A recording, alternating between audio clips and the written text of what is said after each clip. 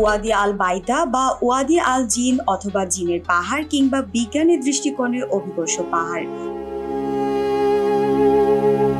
যে নামই হোক না কেন, জায়গাটিতে পৃথিবীর রহস্যময় ঘটনা ঘটে থাকে। এটি মদিনা থেকে 30 কিলোমিটার উত্তর পশ্চিমে আল বাইদা পার্কে অবস্থিত, যার আশেপাশে কোনো শহর বা গ্রামের চিহ্নই নেই। তবে পাহাড় দ্বারা ঘেরা গাছপালা দিয়ে বেষ্টিত সুন্দর জায়গাটি যে কাউকে আকর্ষণ করে নিতে পারবে।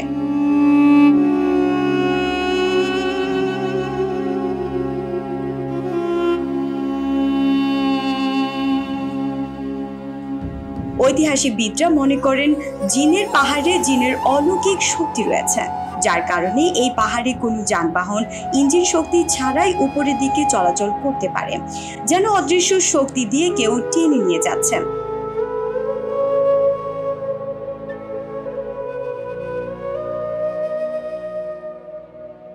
2009 কিংবা 10 সালের দিকে সৌদি সরকার ওয়াদি আল বাইদা দিয়ে একটি রাস্তা বানানোর পরিকল্পনা করে। সেই পরিকল্পনার মোতাবেক 30 কিলোমিটার পর্যন্ত রাস্তা করে অসম্পূর্ণ করে রাখে, কেননা এ পর্যন্ত আসার পর শ্রমিকেরা আধ্যাত্মিক ঘটনার সম্মুখীন হয়। কোনো এক অদৃশ্য শক্তি যন্ত্রপাতিগুলোকে যেন মদিনার দিকে ঠেলছে। বন্ধ থাকা অবস্থায় রোলারগুলো আস্তে আস্তে ঢালু বেয়ে উপরে উঠে যাচ্ছে।